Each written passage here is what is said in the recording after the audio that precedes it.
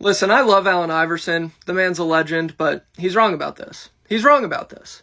He gave out his all-time starting five of Steph Curry, Michael Jordan, Kobe, LeBron, Shaq. On the surface, five of the greatest basketball players to ever do it. But if you're actually building a lineup as the starting five exercise sort of implies, this would never work.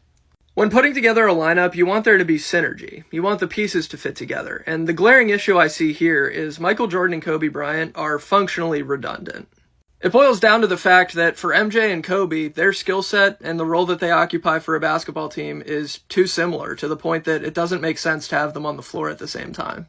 In my video on Team USA Basketball, I talked about the importance of knowing your role and how even if you have guys on a team who typically occupy a similar role as one another, you can make it work if one of those guys defers to the other and decides to occupy a different role. The problem in this case is Michael Jordan and Kobe Bryant are not deferring to anybody. That's just not in their DNA.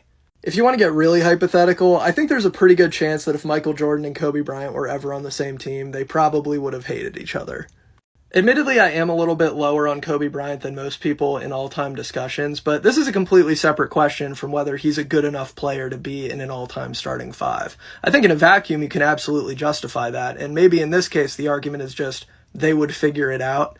But I do think given what Michael Jordan and Kobe Bryant are both good at and the role that they each occupy, I think there are legitimate fit concerns that you should consider if you wanted to have them on the court at the same time.